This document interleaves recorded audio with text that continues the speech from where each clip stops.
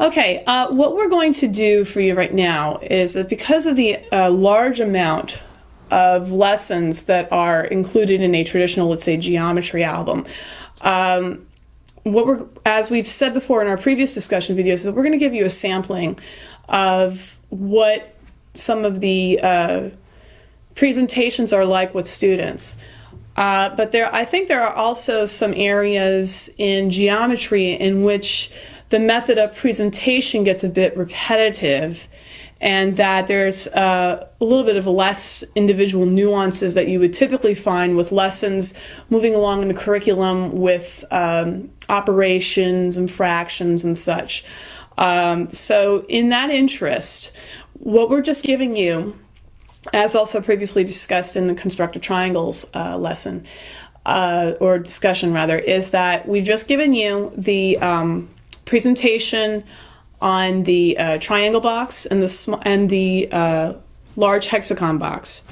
Now what I'm showing you are the contents of the small hexagon box, and you are free to look at the presentations and see what variations there are. But as you can tell, there's a lot of similarity on this level of constructive triangle lessons. And remember, as I had said before in the discussion video, this is the first level. We're simply introducing to the children what can be created when using the triangles as like tangrams. So this is the third constructive triangle box. This is the small hexagon box. It's so easy to think that maybe the small hexagon box might be beforehand, and we talked about that before. But these are the shapes that will be featured in that lesson. All right. Then moving along here, what we have is called the rectangle box of constructive triangles. And this one is quite interesting. Right along here is where you can tell that the large hexagon box contents end here, okay? Because shortly thereafter, we have the blue rectangle box.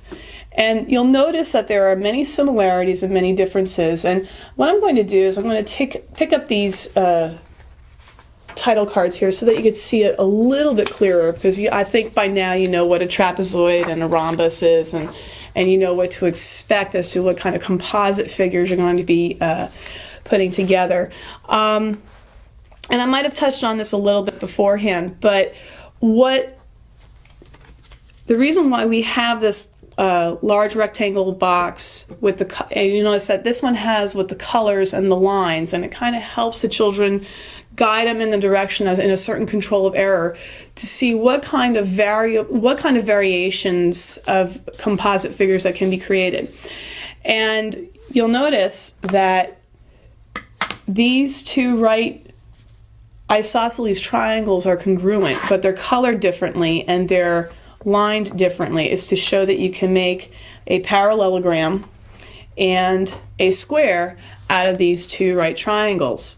And what's going to happen is that when the child moves on to the blue rectangle box, it's the same contents, just one sample of each, and that the child will have to remember from their experience how to make both a square and a parallelogram. So in essence, there is a degree of difficulty isolated here, and there's another step of abstraction here. So that's why we do have the summary lesson to point that out to you. However, this would be a very long process for you to see as a presentation. As a child progresses further into the geometry sequence, closer to ages 9 and such, there will be repeated presentations on this box, the large hexagon box, and the triangle box, which we'll be getting to a little bit more when that occurs.